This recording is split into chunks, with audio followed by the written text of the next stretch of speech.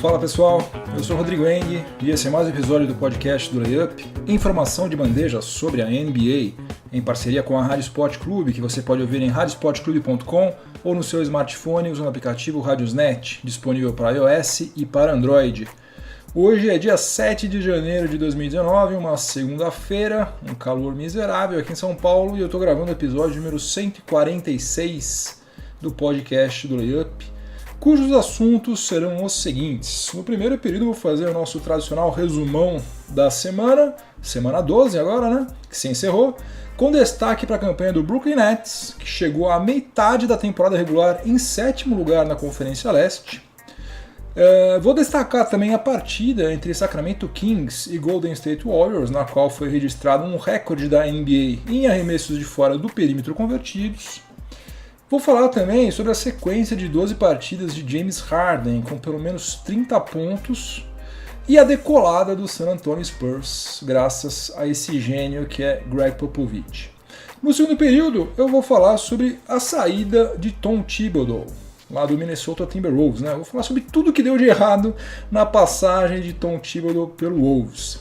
Passagem essa que se encerrou neste último domingo, de surpresa, após o Wolves ter vencido o Los Angeles Lakers por 22 pontos de diferença. Definitivamente não é o tipo de resultado que enseja a demissão de um técnico, mas foi isso que aconteceu. No intervalo, no quadro 880, nós vamos conferir as performances de Dirk Nowitzki na derrota do Dallas Mavericks para o Boston Celtics no dia 4 de janeiro e a de Norman Powell na vitória do Toronto Raptors sobre o Indiana Pacers no dia 6 de janeiro. No terceiro período, o assunto vai ser o Jimmy Butler, né? Tá um clima meio esquisito entre ele e o técnico Brett Brown, e isso aí pode representar problemas para o futuro do Philadelphia 76ers e principalmente também para o futuro do próprio ala armador, né? Que pode se tornar um free agent em julho. Pode não, né? Certamente vai, né? Ele quer ganhar um salário maior do que o que ele ganha atualmente, mas o comportamento dele não ajuda muito, né? E no quarto e último período vou falar sobre Chandler Parsons. O Memphis Grizzlies finalmente desistiu de Chandler Parsons. O ala jogou somente 3 partidas na temporada 2018-2019. Ele acabou se desentendendo com a direção lá da franquia do Tennessee em relação ao seu processo de retorno às quadras. Acabou sendo afastado do elenco e agora está no aguardo de que aconteça uma troca, né? Que uma troca o leve para outros ares. Então é isso, chega de delongas, vamos ao que interessa, o podcast do Layup está no ar.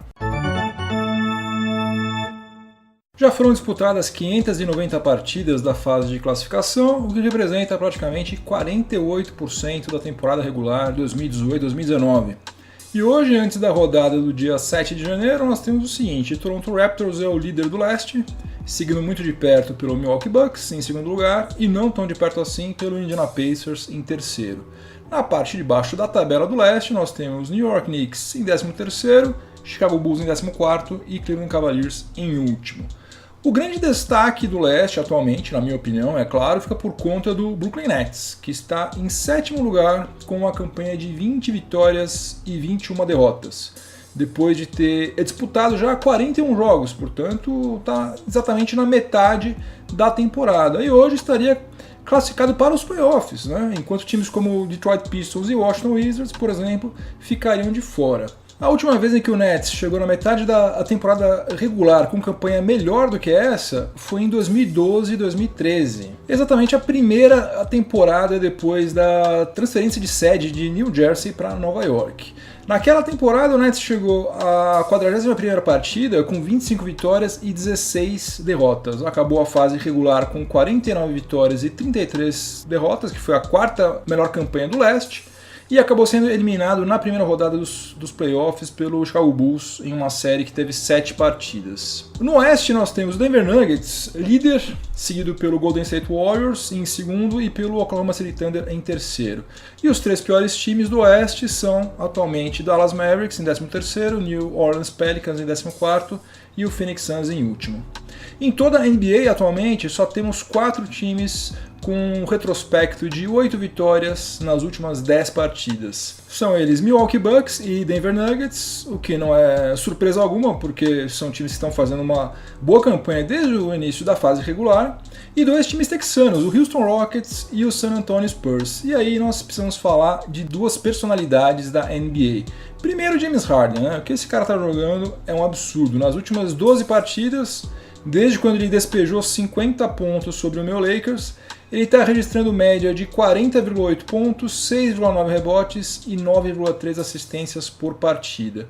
E ele está fazendo ponto pra caramba e carregando o Houston Rockets nas costas, tanto quando ele vai para a linha de lance livre 20 vezes, quanto quando ele só vai 7 vezes. Agora, MVP outra vez eu acho que não vai dar, né? A não ser que a campanha do Houston Rockets melhore demais. Por enquanto ainda não está dando, por mais que ele esteja destruindo. Continuo apostando no Greek Freak. A outra personalidade que não dá pra gente deixar de mencionar é Greg Popovich, né? Nunca duvide da competência de Greg Popovich. O San Antonio Spurs começou pessimamente mal a fase regular, surpreendeu negativamente por estar com um desempenho defensivo tenebroso, mas hoje é o 6º colocado da Conferência Oeste. Está meio jogo atrás apenas do Clippers, que é o 4º colocado. É o 5º em Offensive Rating, é o 16º em Defensive Rating e o 8º em Net Rating. O Spurs deu aquele sacode lá no Toronto Raptors de Kawhi Leonard, com o primeiro triplo-duplo da carreira de DeMar DeRozan, que certamente elevou ainda mais o astral lá do time texano, e o tal do Derrick White está jogando o fino da bola nas últimas partidas. É incrível a mão que Greg Popovich tem, não somente para selecionar, para escolher, mas também para desenvolver jogadores pelos quais a gente não dá nada. Você vê esse cara não vai virar nada, não é possível. Derrick White, o cara tá jogando pra caramba. Nas últimas 3 partidas, ele tá com média de 20 pontos, até aí nada de muito fantástico, só que com 82,8% de aproveitamento nos arremessos de quadra. Ele meteu 24 arremessos em 29 tentativas, o que para um armador é simplesmente fantástico. E na partida entre Sacramento Kings e Golden State Warriors, criatura e criador, né? A NBA viu ser registrado um novo recorde de bolas de 3 pontos convertidas. As 2 equipes combinaram para 41 arremessos de fora do perímetro convertidos, 21 por parte do Warriors e 20 do Sacramento Kings, superando o recorde que pertencia a Cleveland Cavaliers e Minnesota Timberwolves, que em fevereiro de 2018 combinaram para 40 arremessos de 3 pontos convertidos. E também foi a primeira vez na história da liga que 2 equipes converteram pelo menos 20 chutes de 3 pontos em uma mesma partida. O Stephen Curry foi quem mais matou pelo Warriors, meteu 10 de 20, e o Buddy Hield pelo Kings com 8 de 13. E hoje, dia 7 de janeiro de 2019, é o último dia para as franquias se livrarem dos contratos não garantidos ou parcialmente garantidos, sem precisar pagar os salários integralmente, né? Podem dar aquele migué, valeu, obrigado, até a próxima, e não precisa pagar o restante que havia sido combinado.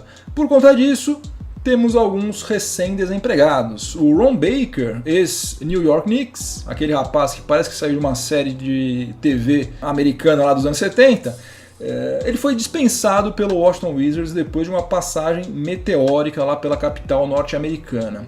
O Michael Carter Williams, que foi trocado pelo Houston Rockets com o Chicago Bulls por uma escolha de 2ª rodada em algum draft futuro, e vai ser dispensado pelo Bulls na sequência, se é que já não foi. O Patrick McCall, ex-Warriors, que estava em um contrato de experiência de 10 dias com o Cleveland Cavaliers, também foi dispensado. Marshawn Brooks, armador veterano do Memphis Grizzlies, também deu uma passadinha no RH. Lorenzo Brown, armador do Toronto Raptors, que era a 4ª opção do técnico Nick Nurse, né? Estava atrás de Kyle Lowry, Fred VanVleet e Delon Wright, também já não mais faz parte do time canadense. E James Nunnally, muito prazer, meu nome é Rodrigo Eng, nunca ouvi falar nesse cara, gente, não vou mentir. Eu nem sabia que esse cara fazia parte do elenco do Minnesota Timberwolves. James Nunnally foi também dispensado. Melhores jogadores das conferências Leste e Oeste na semana 12. Pelo Leste foi Joel Embiid do Philadelphia 76ers com médias de 31,7 pontos, 16,3 rebotes, 13,3 assistências e o Sixers venceu todos os 3 jogos que fez. E na Conferência Oeste foi o meu garoto Nikola Jokic do Denver Nuggets com médias de 28 pontos, 13 rebotes, 9 assistências, um monstro, hein? E 3 vitórias do Nuggets nos 3 jogos que o time lá do Colorado fez na semana 12. Nem vou perder meu tempo falando sobre os líderes das estatísticas individuais, porque não mudou absolutamente nada, continua tudo igual. Mas vou falar sobre os jogos que vão ser transmitidos na TV na semana 13. Você pode conferir essa programação lá no site do Layup, layup.com.br, você encontra isso lá toda semana. Se você quiser também você pode assinar a newsletter do Layup gratuitamente, eu mando no seu e-mail todo início de semana as partidas que serão transmitidas por ESPN, Sport TV e Vivo. Então vamos lá, na rodada de hoje, segunda-feira dia 7, às 11h30 da noite no Sport TV, temos Lakers e Dallas Mavericks. Terça-feira dia 8, às 22 horas, também no Sport TV, Wizards e Sixers. Quarta-feira, rodada dupla na ESPN, dia 9, às 11 horas, temos Bucks contra Rockets e depois, na sequência, 1h30 da manhã, madrugada de quinta-feira, temos Pistons contra Lakers. Quinta-feira é o jogo da Vivo, dia 10, às 22 horas, temos Celtics e Heat. Sexta-feira, rodada dupla novamente da ESPN, dia 11, às 22h30, Pacers contra Knicks e na sequência, a 1h da manhã da madrugada do sábado, Lakers contra Jazz. Sábado temos 2 jogos no mesmo horário, o que é uma crueldade, mas fazer o quê, né? Dia 12, às 23 horas no Sport TV, Pelicans contra Minnesota Timberwolves e também às 11 horas no ESPN 2, Spurs contra Thunder. Esse jogo promete ser bem interessante. Domingo, só temos um jogo, dia 13 às 16 horas, preste atenção, 16 horas, 4 horas da tarde no Sport TV, Raptors contra Wizards.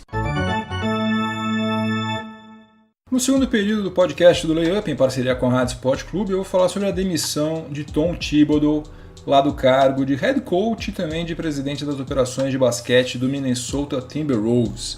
O número de vezes que o técnico foi demitido logo depois do time por ele comandado sofrer uma derrota é gigantesco, já aconteceu isso 1 milhão de vezes. Tanto em basquete, NBA, futebol, squash, qualquer negócio.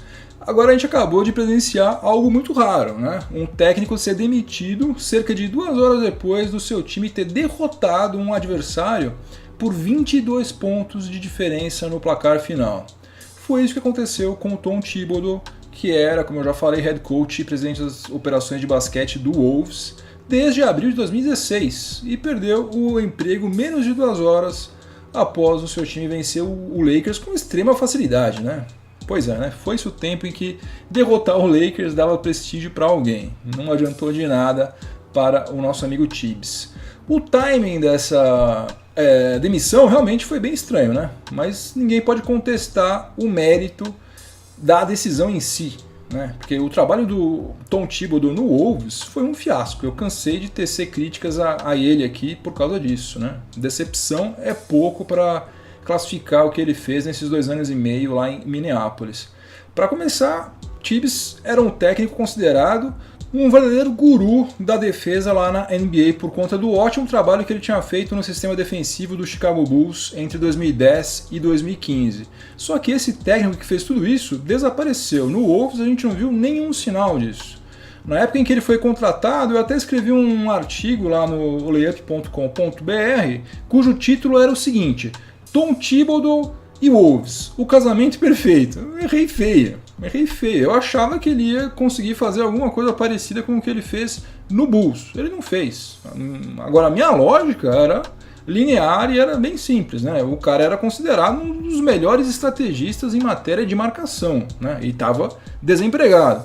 Enquanto o Wolves tinha ficado em último e em antepenúltimo no ranking de Defensive Rating em 2014 e 2015 e depois em 2015 e 2016, respectivamente. Então, em tese, pelo menos, era o casamento perfeito. Na prática, não foi. Não foi porque nas 2 temporadas iniciais do Tibbs no Wolves, ele não mudou uma vírgula em relação ao fato do time ser péssimo defensivamente. Ficou em 27º em defensive rating, tanto em 2016 e 2017, quanto em 2017 e 2018. E se não tivesse ocorrido a contratação do Jimmy Butler na temporada passada, o que fez com que o Wolves desse um salto de produção ofensiva e compensar a desgraça que era o sistema defensivo, o time nunca teria conseguido chegar aos playoffs na temporada passada.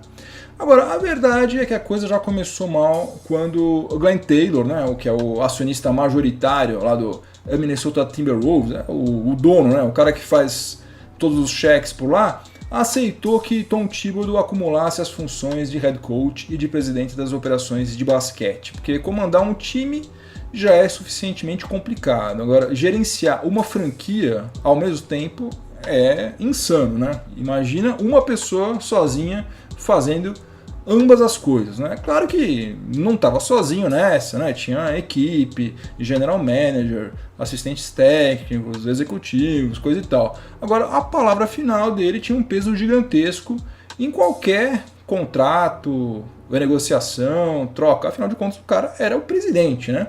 E também ganhava um salário astronômico para ter esse cargo, né? Para ter a responsabilidade de decidir. Só que essa acumulação de funções nunca deu certo em lugar nenhum, e no Wolves não foi diferente. No caso do Tibbs, a coisa se tornou até pior, porque ele é um cara sem a menor paciência para lidar com jogadores em desenvolvimento, né? Ele queria resultado para ontem e também queria gente que tivesse aquela fidelidade canina a ele, fizesse tudo que ele mandasse sem pensar. Então ele preferiu abrir mão de jogadores como Chris Dunn, Zach LaVine, Lauri Markkanen para contratar veteranos como Jimmy Butler, Taj Gibson, Derrick Rose, Luol Deng, meu Deus do céu, todos esses jogadores dele no Bulls.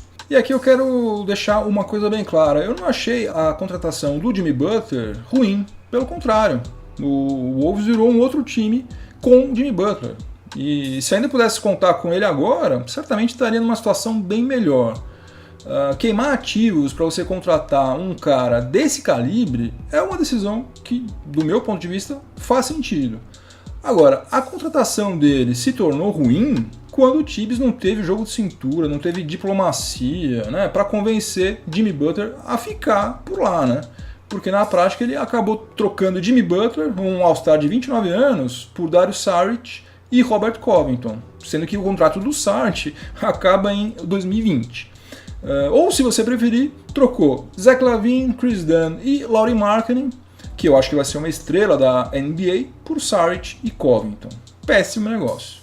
Agora, nada disso que eu estou falando é novidade, né? Essas críticas ao fiasco do sistema defensivo do Wolves sob o comando do Tibbs tem pelo menos 2 anos. E o desfecho desse capítulo Butler, que foi em novembro de 2018, indiscutivelmente é negativo, todo mundo sabe disso. Então, por que agora, justamente agora, depois de uma vitória tranquila, Glenn Taylor pediu a cabeça de Tom Thibodeau? O que aconteceu foi o seguinte: a data para a renovação do pacote de ingressos do Minnesota Timberwolves está chegando e a impopularidade do Tom Thibodeau é tão grande entre os torcedores do Wolves que a manutenção dele no cargo foi vista como um fator de risco para a receita da franquia, ou seja, havia o medo de que muita gente não renovasse o pacote se ele continuasse no comando do Wolves.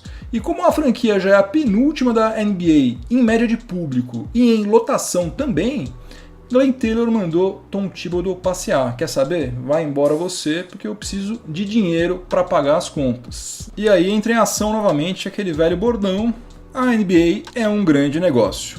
Tanto é assim que Ryan Saunders, filho do Flip Saunders, técnico falecido em 2015, que é um dos maiores ídolos na história da franquia, foi nomeado head coach interino até o fim da temporada 2018-2019, que é um nome que agrada a torcida com toda certeza. Há boas chances de que os torcedores voltem a frequentar o Target Center, né, com mais assiduidade, depois da demissão do Tibbs. Agora, se o rendimento da equipe vai subir sem ele, daí é uma outra história, né? A ver. No intervalo do podcast do Layup, em parceria com a Rádio Sport Clube, nós teremos hoje o quadro 880, e é com dor no coração, porque é um dos jogadores com o qual eu mais simpatizo e mais admiro, eu vou ser obrigado a destacar a performance de Dirk Nowitzki na derrota do Dallas Mavericks para o Boston Celtics na última sexta-feira, dia 4 de janeiro. Ele foi o nosso 8 da semana 12. O alemão saiu do banco de reservas para tentar 10 arremessos de quadra em 16 minutos e acabou desperdiçando todos. Errou todos os 10 arremessos que tentou. Saiu zerado em pontos com um plus-minus menos 23. Pegou 2 rebotes, cometeu 1 turnover e 3 faltas. E como o jogo já estava mais do que ganho, no quarto período os torcedores do Celtics começaram a torcer para que Dirk Nowitzki fizesse pelo menos uma cesta, já que provavelmente essa foi a última partida dele em Massachusetts. Só que nem assim a bola caiu. Até Brad Stevens, técnico do Celtics, declarou que as únicas vezes em que ele torceu para um adversário pontuar foi na última partida de Paul Pierce contra o Celtics e agora com Dirk Nowitzki. O pior é que faltam só 191 pontos para ele ultrapassar Will Chamberlain no ranking dos maiores cestinhas na história da NBA. Só que jogando desse jeito é capaz que ele não consiga, porque ele está com média de apenas 4,1 pontos por partida e o Dallas Mavericks só tem mais 42 partidas até o final da fase regular. É só você fazer as contas aí que você vê que não vai dar. Vamos torcer para que ele melhore. E o nosso 80 da semana 12 foi o Norman Powell, alarmador do Toronto Raptors, que só fez a sua 20ª partida em 2018-2019 na vitória em casa sobre o Indiana Pacers nesse domingo, agora dia 6 de janeiro. Ele havia deslocado o ombro esquerdo em novembro e acabou desfalcando o Toronto Raptors em 21 partidas, mas aparentemente ele já está mais do que recuperado, porque contra o Pacers ele marcou 23 pontos em praticamente 32 minutos, teve o maior plus-minus do jogo, mais 15, e teve um aproveitamento excepcional nos arremessos de quadra. Ele meteu 10 de 12, sendo 3 de 3 nos chutes de fora do perímetro. O Raptors já tem um dos melhores bancos, um dos melhores conjuntos de reservas, segunda unidade, sei lá, o nome que você quiser dar, da liga. E se Norman Powell chegar nos playoffs jogando nesse nível aí, desse jeito, a coisa realmente tende a ficar bem complicada para os adversários do Raptors nos playoffs da Conferência Leste. Se chegar nas finais, já não sei, mas no Leste pelo menos vai ser enrolado, hein? No terceiro período do podcast do Layup, em parceria com a Rádio Sport Clube, eu vou voltar a falar sobre Jimmy Butler. Eu falei de passagem sobre ele no segundo período, quando eu estava falando sobre a demissão do Tom Thibodeau, e agora eu vou falar sobre ele e sobre o Philadelphia 76ers, porque o que aconteceu?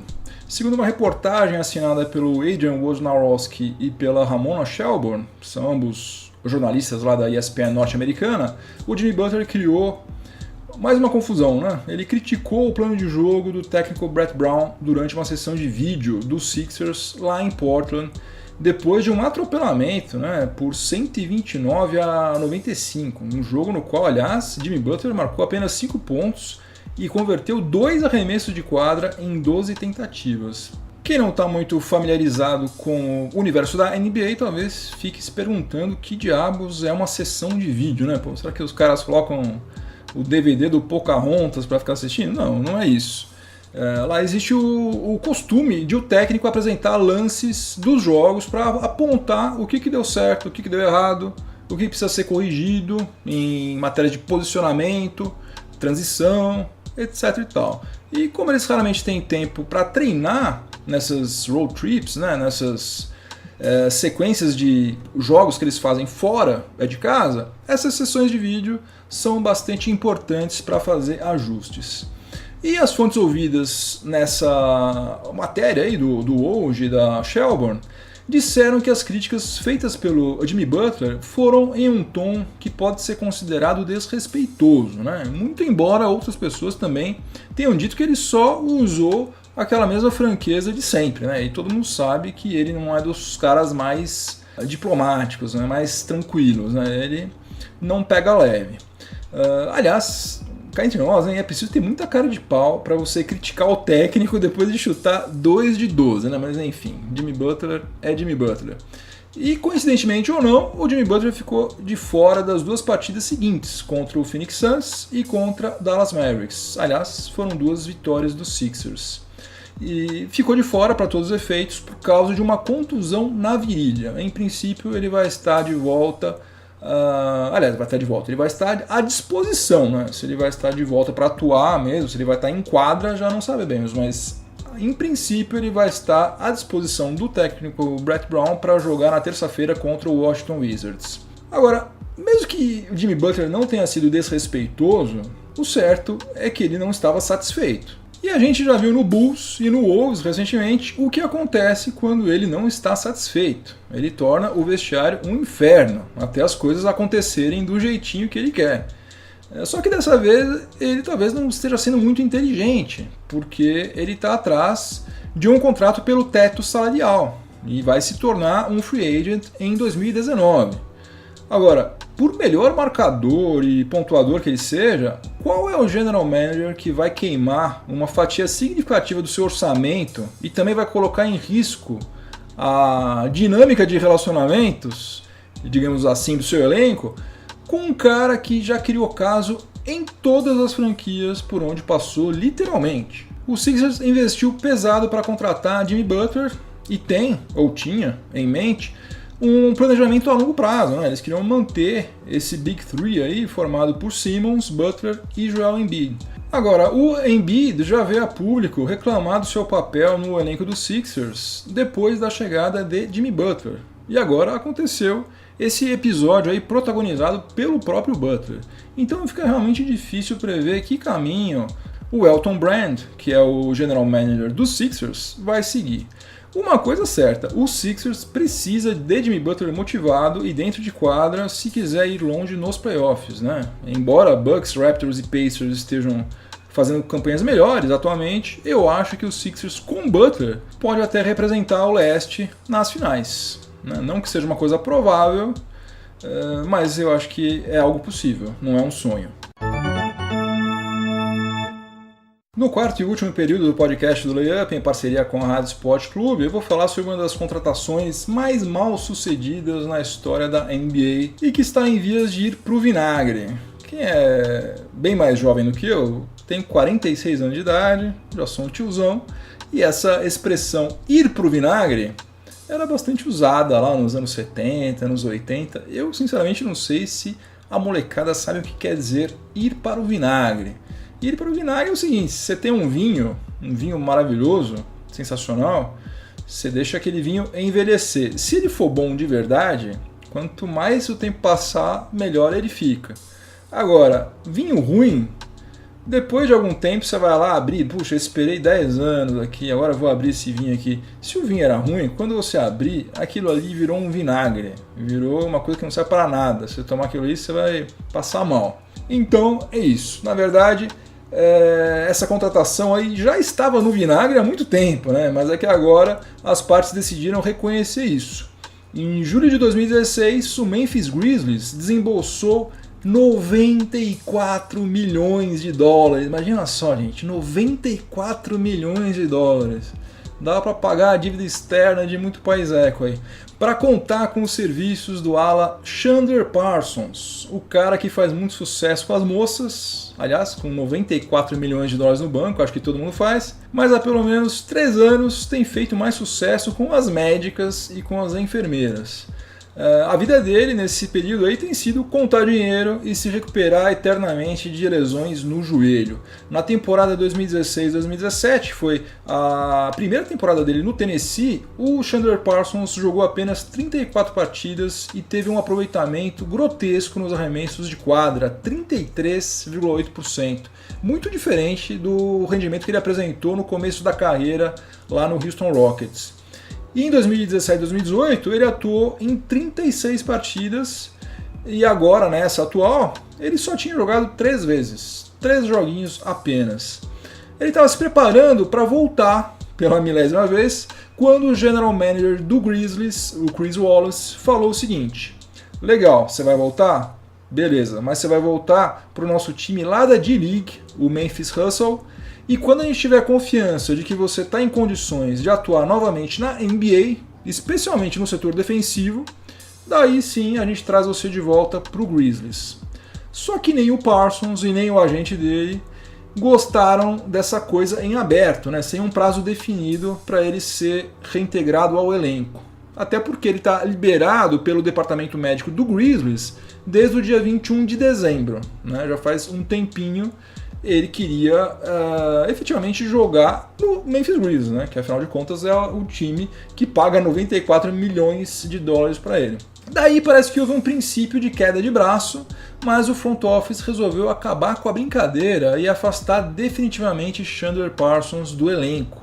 Agora eles estão caçando algum GM maluco que queira segurar a bucha, que é o contratinho dele, porque ele tem a receber ainda 24 milhões de dólares em 2018 e 2019 e 25 milhões de dólares em 2019 e 2020, tudo integralmente garantido.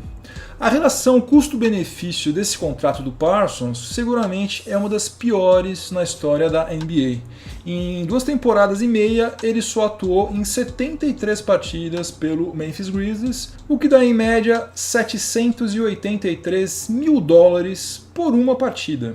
Olha que coisa maluca, você joga um jogo e você ganha 783 mil dólares. Com mais alguns trocados aí, você consegue pagar o salário da temporada inteira, por exemplo, do Austin Rivers no Houston Rockets. Quem deve estar dando risada, morrendo de rir, é o Mark Cuban, proprietário lá do Dallas Mavericks. Porque em 2016 o Chandler Parsons preferiu não exercer a player option de 16 milhões de dólares que havia no seu último ano de contrato. Então, com isso, o Mark Cuban se livrou de um pepinaço. Aliás, a propósito, o Mark Cuban, a gente precisa lembrar, também escapou de ter que pagar uma montanha de dinheiro para o Nerlens Noel, que recusou uma oferta de 70 milhões de dólares do Dallas Mavericks e hoje está tendo que se contentar com o piso salarial no Thunder. Imagina, 70 milhões de dólares para o Nerlens Noel deve ter sido também uma das coisas mais bizarras que já aconteceu na liga, né? Então, o Dallas Mavericks se safou não por seus méritos próprios, né? Se safou por sorte mesmo. Até a temporada passada, eu acho que havia grandes chances de que o Brooklyn Nets ficasse com esse contrato horroroso aí do Chandler Parsons em troca de algumas escolhas no draft, mas hoje em dia eu acho muito difícil que isso aconteça, né? Vamos ver se vai ter alguém com sangue frio suficiente para embarcar nessa roubada aí. Não sendo o meu Lakers, está tudo bem. Pode ser qualquer time. Não sendo o Lakers, está tranquilo. Fim de jogo, acabamos o episódio do podcast do Layup. Espero que vocês tenham gostado. Obrigado pela companhia. Quero mandar abraços para o MP e para o Joey Valério, ambos do grupo de WhatsApp, muito bem pilotado pelo Rafael Machado e pelo João Vitor. Aliás, se você quiser participar desse grupo, peça para mim o link de convite lá pelas redes sociais do Layup que eu mando. Layup BR no Twitter e no Facebook e Layup NBA no Instagram. Quero também mandar abraços para Bruno César Mesquita Esteves e para Paulo Sérgio Leite da Silva. Só gente com nomão, hein? Que são os mais novos integrantes do time de colaboradores do Layup. Aliás, tem um monte de gente se candidatando, o que é muito legal. Eu estou lendo tudo, avaliando tudo. Fique tranquilo, porque se você for selecionado, atenção, se você for selecionado, eu vou entrar em contato pelo e-mail que você forneceu, avisando que você é um mais novo integrante também da nossa equipe. E eu quero pedir desculpas antecipadas a todos vocês, porque eu vou dar uma falhada. Não vai haver episódio na quinta-feira, porque eu vou tirar 4 dias de férias, né? 4 dias de férias em um ano é pouco, né? É muito pouco, mas o que eu posso fazer? O máximo que eu consegui foi isso. Então, na quinta-feira não vai ter podcast do Layup, não vai ter um novo episódio, porque eu vou estar viajando. Mas na semana que vem já volta tudo ao normal, se Zeus quiser. Recados de sempre, siga o Layup nas mídias sociais, Layup BR no Facebook, no Twitter, Layup NBA no Instagram. Que mais? Assine a newsletter, entre lá em layup.com.br, procure newsletter e assine gratuitamente para você receber conteúdo exclusivo por lá. E se você estiver ouvindo este episódio em alguma plataforma de podcast, aproveite para avaliar positivamente o podcast do Layup, que isso me ajuda demais. Para quem está ouvindo na Rádio Sport Clube, continue sintonizado por aí que vem mais informação esportiva de qualidade na sequência. Uma boa semana para todo mundo, um bom fim de semana também. Voltem todos inteiros e inteiras para casa. Na semana que vem eu estou de volta. Um abração. Tchau, tchau.